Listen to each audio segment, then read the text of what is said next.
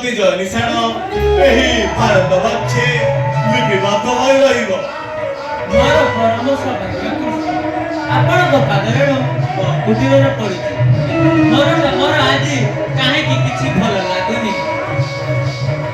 ମାତା, ଆପଣଙ୍କ ସ୍ୱାମୀ ମୂର୍ଖଙ୍କୁ ମାରି ଯେଉଁ ପାପ ଅର୍ଜନ କରିଛନ୍ତି ସେହି ମହାପାପେ ସେ ନର୍କ କୁଣ୍ଡରେ ପଡ଼ି ନିଜେ ପଶ୍ଚାତାପ କରୁଛନ୍ତି। ଆପଣ ତ ଅନ୍ତର୍ଯାମୀ, ଏହାର କିଛି ସୁବ୍ୟବସ୍ଥା କର। ଆମ୍ଭେ ପୁତ୍ର ହୋଇ ପିତା ନର୍କ କୁଣ୍ଡରେ ଘାଟି ହୋଇ ରହିବେ। ଏହାର କିଛି ଉପାୟ କରନ୍ତୁ କେଶବ। ତେବେ ଚାରି ଦିଗକୁ 4 ଜଣ ଯାଅ। ପୂର୍ବ ଦିଗକୁ ଭୀମସେନ, ପଶ୍ଚିମ ଦିଗକୁ ଅର୍ଜୁନ, ଉତ୍ତର ଦିଗକୁ ସହଦେବ ଏବଂ ଦକ୍ଷିଣ ଦିଗକୁ ନକୁଳ ଯାଅ। କିନ୍ତୁ ପ୍ରଭୁ ଅନ୍ୟ କେଉଁଠି ଯିବା ପ୍ରୟୋଜନ ନାହିଁ।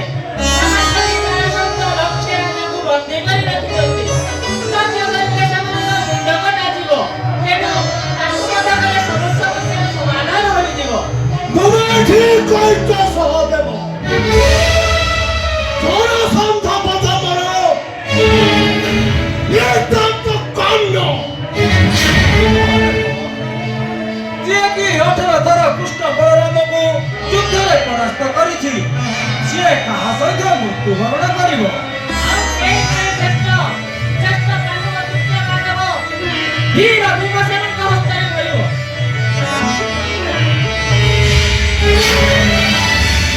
ପାଠ ଶିମୁଳ ଦାନରେ ରହିବ ଜାଗ୍ରତେ ଏବଂ ଭୀମସେନ ରହିବେ ପଶ୍ଚିମ ଦିଗରେ। ପଥ ନିକଟରେ ରହିବି ମୁଁ। ଏଥିରେ କୌଣସି ସନ୍ଦେହ ନାହିଁ। ଆମେ ନିଶ୍ଚୟ ଦ୍ୱାର ଦେଶ ଦେଇ